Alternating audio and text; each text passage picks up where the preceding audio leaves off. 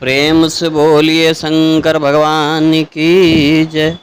आइए जानते हैं हरियाली तीज 2023। हरियाली तीज कब है?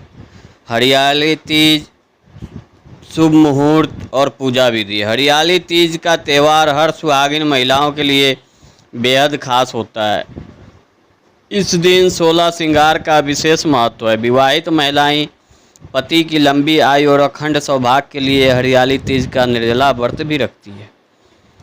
हर साल सावन माह की शुक्ल पक्ष की तृतीया तिथि को हरियाली तीज मनाई जाती है। इस बार 19 अगस्त 2023 को हरियाली तीज पड़ेगी। हरियाली तीज का त्यौहार सुहागिन महिलाओं के बेहद खास होते हैं।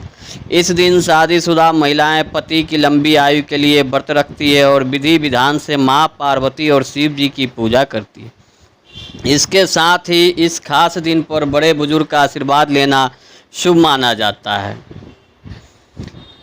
आइए जानते हैं शुक्ल पक्ष की तृतीया तिथि 18 अगस्त को रात 8:01 से शुरू हो रही है और 19 अगस्त को रात 10:10 पर समाप्त होगी। इसलिए उदय तिथि के अनुसार तीज का त्यौहार 19 अगस्त को मनाया जाएगा।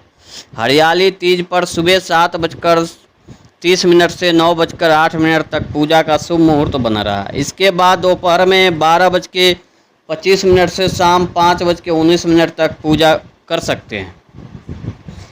हरियाली तीज के दिन विवाहित महिलाएं सुहाग, सांस या नंद को बयान देकर आशीर्वाद लेती है। बयान सिर्फ सुहागिन महिलाएं को देने की परंपरा है। धार्मिक मान्यता है कि तीज के त्यौहार पर सास ननद को सुहाग की सामग्री और फल देने पर संबंधों में सुधार आता है और घर में सुख शांति बनी रहती है।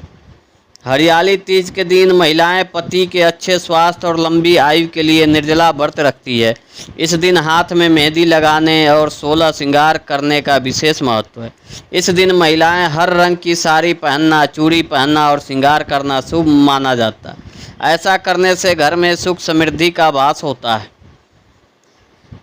आइए जानते हैं हरियाली तीज में पूजा सामग्री क्या क्या लगेगा। हरियाली तीज की पूजा के लिए सबसे पहले पूजा सामग्री इकट्ठा कर ले। इसके लिए साफ चौकी, पीले वस्त्र, केले का पत्ता, कच्चा सूत, समी का पत्ता, जनेऊ, सुपारी, बेलपत्र, धतूरा, फल, फूल, अक्षत, दुर्वा, तेल, घी, पंचामृत, दही, चीनी, शहद, गाय का दूध, हरी साड़ी और सिंदूर, बिंदी, चूड़ी, मेहंदी समेत माँ पार्वती के लिए 16 श्रृंगार का सामान चाहिए।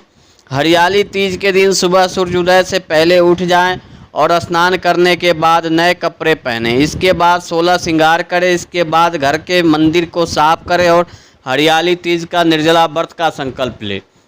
अब एक चौकी पर पीले रंग का कपड़ा बिछाएं और माँ पार्वती, शिव जी और गणेश जी की प्रतिमा स्थापित करें।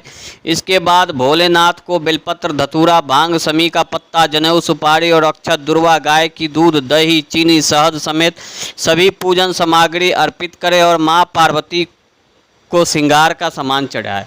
इसके बाद माँ पार्वती, भगवान शिव और गणेश जी समेत सभी देवी देवताओं को धूप दीप दिखाएं और उनकी श्रद्धापूर्वक आरती करें। इस दिन हरियाली तीज की व्रत कथा जरूर सुने। इसके बाद व्रत अधूरा माना जाता है। अब एक बार से सभी देवी देवताओं की आरती उतारें और भगवान को भोग लगाए। सभी लोग में प्रसाद बांटे और पति की लंबी आयु और सुख सौभाग्य की कामना करें। प्रेम से बोलिए शंकर भगवान की जय। माँ हरियाली तीज का व्रत कथा श्रवण करते हैं। शिव जी कहते हैं, हे पार्वती, बहुत समय पहले तुमने हिमालय पर मुझे वर के रूप में पाने के लिए घोर तप किया था। इस दौरान तुमने अन्न जल त्याग कर सूखे पत्ते चबाकर दिन व्यतीत किए थे। किसी भी मौसम की परवाह किए बिना तुमने निरंतर तप किया। तुम्हारी इस स्थिति को देखकर तुम्हारे पिता बहुत दुखी थे। ऐसे स्थिति में नारद जी तुम्हारे घर पधारे। जब तुम्हारे पिता ने नारद जी से उनके आगमन का कारण पूछा तो नारद जी बोले, हे गिरिराज, मैंने भगवान विष्णु के भोजन पर यहाँ आया हूँ। आपकी कन्या को घोर तपस्या से प्रसन्न होकर वह उससे विवाह करना चाहते हैं। इस बार मैं आपकी राय जानना चाहता हूँ। नारद जी की बात सुनकर पर्वतराज अति प्रसन्नता के साथ बोले, हे नारद जी, यदि स्वयं भगवान विष्णु मेरी कन्या से विवाह करना चाहते हैं तो इससे बड़ी कोई बात नहीं हो सकती। मैं इस विवाह के लिए तैयार हूँ। फिर शिव जी पार्वती जी से कहते हैं, तुम्हारे पिता की स्वीकृति पाकर नारद जी विष्णु जी के पास गए और यह शुभ समाचार सुनाया। लेकिन जब तुम्हें इस विवाह के बारे में पता चला तो तुम्हें बहुत दुख हुआ। तुम मुझे यानी कैलाशपति शिव को मन से अपना पति मान चुकी थी। तुमने अपने व्याकुल मन की बात अपनी सहेली को बताई। तुम्हारी सहेली से सुझाव दिया कि वह तुम्हें एक घनघोर वन में ले जाकर छुपा देगी और वहां रहकर तुम शिव जी को प्राप्त करने की साधना करना। इसके बाद तुम्हारे पिता तुम्हें घर में न पाकर बड़े चिंतित हुए और दुखी हुए। वह सोचने लगे कि यदि विष्णु जी बारात लेकर आ गए और तुम घर पर ना मिली तो क्या होगा। उन्होंने तुम्हारी खोज में धरती पताल एक करवा दिया, लेकिन तुम ना मिली। तुम वन में एक गुफा के भीतर मेरी आराधना में लीन थी। भाद्रपद तृतीया शुक्ल को तुमने रेत से एक शिवलिंग का निर्माण कर मेरी आराधना की, जिससे प्रसन्न होकर मैंने तुम्हारी मनोकामना पूर्ण की। इसके बाद तुमने अपने पिता से कहा कि पिताजी, मैंने अपने जीवन का लंबा समय भगवान शिव की तपस्या में बिताया है और भगवान शिव ने मेरी तपस्या से प्रसन्न होकर मुझे स्वीकार भी कर लिया है। अब मैं आपके साथ एक ही शर्त पर चलूँगी कि आप मेरा विवाह भगवान शिव के साथ ही करेंगे। पर्वतराज ने तुम्हारी इच्छा स्वीकार कर ली और तुम्हें घर वापस ले गए। कुछ समय बाद उन्होंने पूरी विधि विधान से हमारा विवाह किया। भगवान शिव ने इसके बाद कहा कि हे पार्वती, तृतीया को तुमने मेरी आराधना करके जो व्रत किया था उसी के परिणाम स्वरूप हम दोनों का विवाह संभव हो सका।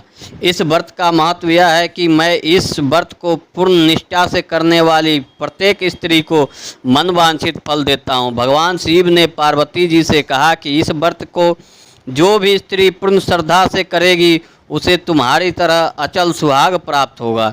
प्रेम से बोलिए शंकर भगवान की।